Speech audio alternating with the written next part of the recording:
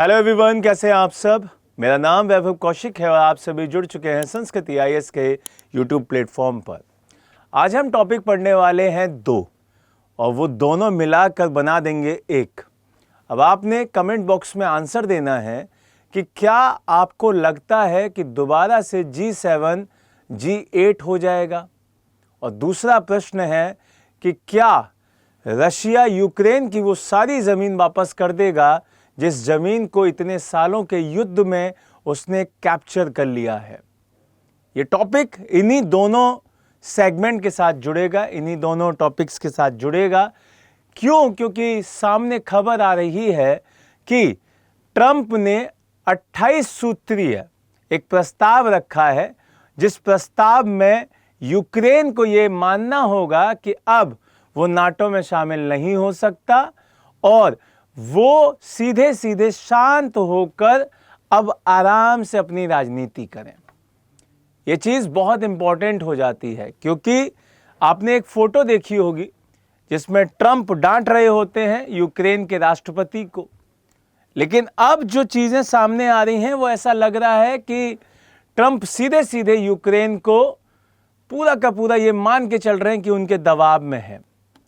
जो युद्ध यूक्रेन ने इतने सालों में लड़ा अपनी इज्जत के लिए, अपने सम्मान के लिए, अब ये लग रहा है कि ठीक है, आपने युद्ध लड़ा, आपने बढ़िया प्रदर्शन किया, लेकिन अब इसे यहाँ पे रोक दो, ये ख़त्म करो और दोनों देशों में शांति स्थापित करो।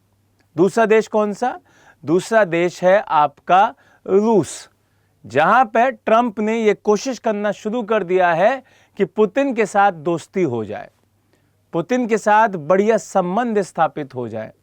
इसी वजह से यहाँ पर ट्रंप ने शांति लाने के लिए 28 लाइनों वाला एक 28 सूत्रीय प्रस्ताव पेश कर दिया है, जिससे कि यूक्रेन और रूस के बीच में अब चर्चा हो और फिर दोनों अपने युद्ध को खत्म कर दें। यहाँ से सीधे सीधे आपने देखा भी होगा कि ट्रंप इन दोनों देशों को पहले भी एक कोशिश कर चुके हैं कि ये दोनों लड़ाई ना करें और शांति स्थापित कर लें। लेकिन सवाल आता है कि भाई यूक्रेन जिस वजह से युद्ध का सामना कर रहा है, क्या वही इच्छा खत्म हो जाएगी? और वो पूरा का पूरा इच्छा क्या थी? वो इच्छा थी कि यूक्रेन एक मेंबर बन जाए नाटो का। तो यहाँ पर पुतिन ने इसका विरोध किया था कि अगर यूक्रेन नाटो का सदस्य बनता है तो फिर यह सीधे सीधे युद्ध माना जाएगा रूस के खिलाफ। तो यहाँ पे नाटो ने अब क्लियर कर दिया है कि नाटो में यूक्रेन शामिल नहीं होगा। क्यों? क्योंकि ये मेन बिंदु पुतिन ने कई बार रखा था कि युद्ध का सबसे बड़ा कारण है कि यूक्रेन नाटो में शामिल होना चाहता है और रूस ये चाहता नहीं है। अब आती है बात कि वो एरिया जिन पर किसी भी देश ने अधिकार कर लिया है, उन एरियाज का क्या होगा। यहां पर सीधे सीधे ये चीज समझ में आनी चाहिए कि भाई ये दोनों देश एक दूसरे के साथ जब बाउंड्रीज को साझा करते हैं, इस पूरे एरिया में आपने देखा होगा कि रशिया काफी बड़ा सीमा को अपना टच कराता है यूक्रेन के साथ। तो किस तरीके से चीजें इंप्लीमेंट की जाएंगी, किस तरीके से चीजें यहां पर दिखाई देंगी। तो ट्रंप ने अपने उस प्रस्ताव में यह भी लिखा कि यूक्रेन को एक पैकेज दिया जाएगा। पैकेज इन द सेंस कि जो चीज़ें वहाँ खराब हुई हैं, जो एरिया बर्बाद हुए हैं, वो दोबारा से निर्मित किए जाएंगे, निर्माण होगा। तो एक तरीके से निर्माण पैकेज यहाँ पे यूक्रेन को दिया जाएगा। ये सीधे सीधे ऐसा लग रहा है कि अब अमेरिका उन देशों के साथ जो कि चाइना के मित्र हुआ करते हैं, उनको अपनी तरफ लेने की कोशिश कर रहा है। कल आपने एक न्यूज़ पढ़ी होगी जिसमें इंडिया के साथ उन्होंने ट्रेड की बात की, और आज सीधे सीधे पुतिन के साथ की है। तो यहाँ पे जो सवाल मैं आपसे कह रहा था कि भाई जो एरिया यहाँ पे ले लिए गए हैं उनका क्या रूस के ऊपर भी प्रतिबंध हटाए जाएंगे?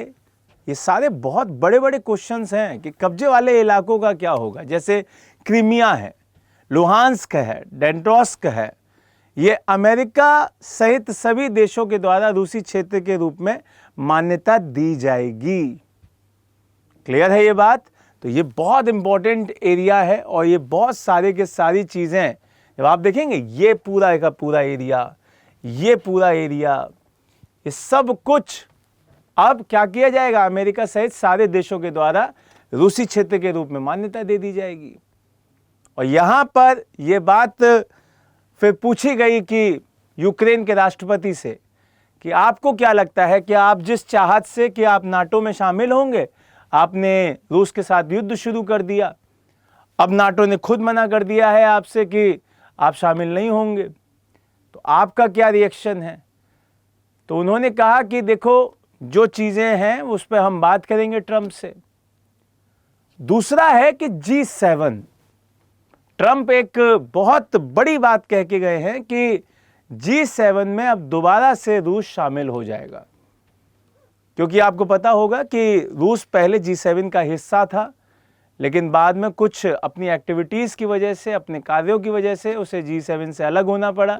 लेकिन अब दोबारा से वो G7 से जुड़ेगा और ये पूरा का पूरा ग्रुप क्या बन जाएगा, फिर से G8 बन जाएगा। तो यहाँ पर इस पूरे सेगमेंट में आप सभी ने ये समझ लिया कि हमारे G7 से G8 बनने में एक देश जुड़ जाएगा जो कि होगा रूस, और वहाँ पर आपको G7 की अगर मैं बात करूँ, Canada, France, Germany, Italy, Japan, UK और आपका यूएस, ये वो G7 है। 8वां कौन सा है आपका, बन जाएगा अब रूस। और नाटो से अब यूक्रेन बाहर, अब उसके लिए एकदम मना है कि नहीं, आप नहीं जुड़ सकते। जब यूक्रेन के राष्ट्रपति से पूछा गया तो उन्होंने कहा अभी हम इस पर कोई भी बात नहीं कहेंगे, हम ट्रंप से इस पर एक बार बात करेंगे, चीज़ें उस पर क्लियर करेंगे।